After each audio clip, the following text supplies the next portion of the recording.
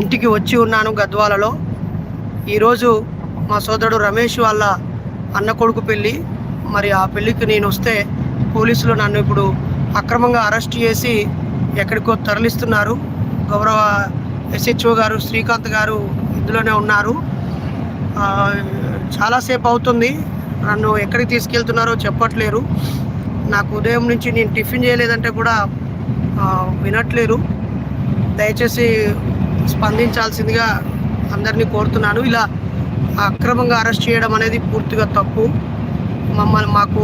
మేమేం ఎలాంటి అసాంఘిక కార్యక్రమాలు చేయదలుచుకోలేదు. అలాగే మేము ఎవరిని రెచ్చగొట్టే ప్రక్రియ కాదు. మేము మూఢనమ్మకాల నిర్మూలన సంఘాన్ని నిర్మిస్తూ నడిపిస్తూ అటు పోలీస్ వాళ్ళకు సహకరిస్తూ ఇటు వైద్య ఆరోగ్య శాఖ వారికి సహకరిస్తూ గవర్నమెంట్ని సపోర్ట్ తీసుకునే ముందుకు సాగుతున్నాం. అయినా కూడా ఇలా అక్రమంగా నిర్బంధించడము, ఆంక్షలు విధించడం చాలా తప్పు. ఎవరైనా అసాంఘిక కార్యకలాపాలు పాల్పడితే వాళ్ళని అదుపులోకి తీసుకోవాలి. ఊర్లో కుక్కలు ఉంటే కుక్కల్ని కంట్రోల్ చేయాలి, కానీ కుక్కల కోసం మనుషులని కంట్రోల్ చేయకూడదు. ఇది సరైంది కాదు. దాదాపుగా 1 గంట నుంచి ఇదే వెహికల్లో తిప్పుతూనే ఉన్నారు. ఎటు తీసుకెళ్తున్నారో, ఏ స్టేషన్కి తీసుకెళ్తున్నారో, మరి వీళ్ళు కస్టడీలోకి తీసుకున్నారో, అరెస్ట్ చేస్తున్నారో, బైండ్ ఓవర్ చేస్తున్నారో ఏం చెప్పట్లేదు. సైలెంట్గా ఇటొక పోలీసు, ముందొక SI గారు, అటువైపు ఇంకొక సీనియర్ పోలీస్ ఆఫీసరు ఉన్నారు. మరి నాతో జూనియర్ అడ్వకేట్ అచ్యుత్ గారు ఉన్నారు. మాకేం మాట్లాడట్లేదు. మిత్రులారా, ప్రజాస్వామికవాదులారా, దయచేసి దీన్ని ఖండించాలని గౌరవ పోలీస్ అధికారులు కూడా దీనిపై స్పందించాలని నేను కోరుతా ఉన్నాను.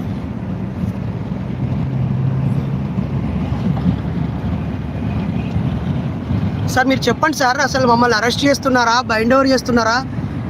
సార్ శ్రీకాంత్ సార్ మాకు చెప్పండి. మరి నన్ను ఈ వెహికల్ నుంచి దింపేయండి. నన్ను ఈ వెహికల్ అక్రమంగా ఎందుకు ఎక్కించుకున్నారు మీరు?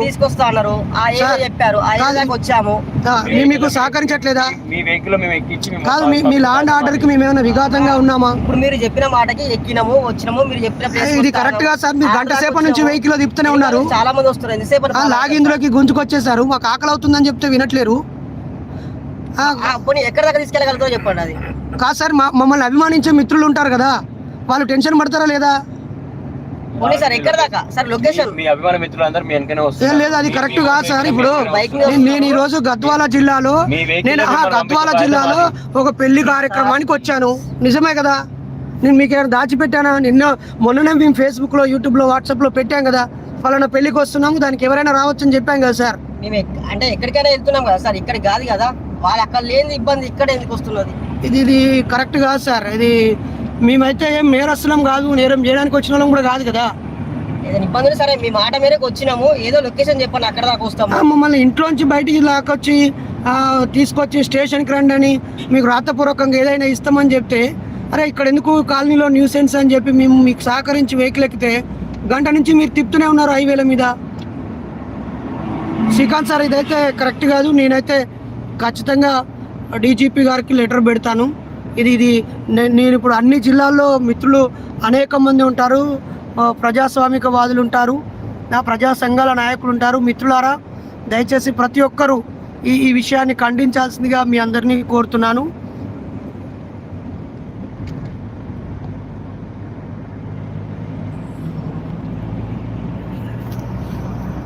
ఇది ఏడి పోతున్నామో, ఏం చేస్తున్నారో సార్, లొకేషన్ చెప్పండి సార్, పర్వాలేదు. మా వాళ్ళకన్నా మెసేజ్ పెడతా. సార్, నా కోసం వచ్చిన వాళ్ళందరూ టెన్షన్ పడతారు కదా. ఇంకా చాలా మంది ఉన్నారు టెన్షన్ లో. ఈ వెహికల్ వాళ్ళు కాదు, వెనకాల బైక్ల మీద వస్తున్నారు. ఇదైతే కరెక్ట్ కాదు సార్. 10 మంది వస్తారు. మన వెహికల్ వెనకనే 10 మంది వస్తారు. మీ వెహికల్ సార్, మీరు ఏ గ్రౌండ్స్ మీద అరెస్ట్ చేశారు? మిమ్మల్ని అరెస్ట్ చేసిన చెప్పలేదు. మరి ఇప్పుడు ఈ పోలీస్ వెహికల్ ఎక్కాల్సిన అవసరం నాకేముంది? ప్రొటెక్షన్ ఇస్తున్నారు. ఏడ ప్రొటెక్షన్ ఇస్తున్నారు? ప్రొటెక్షన్ ఇస్తున్నా చెప్పి నేను అరెస్ట్ చేస్తున్నా చెప్పలేదు. మరి ఏం ఎక్కడ ప్రొటెక్షన్ అంటే ఎక్కడ సార్? నా వెహికల్ నేను వస్తే మీరు ముందు రావాలి కదా. నన్ను లాక్కొని మీరు ఈ జీప్ లో వేసుకొని, SI జీప్ లో వేసుకొని ఏం చేయట్లేదంటే అసలు నాకు ఒక స్వేచ్ఛ హక్కు అనేది ఉంటుంది కదా సార్. కాదు, నాకైతే హక్కు స్వేచ్ఛ ఉంటుంది కదా.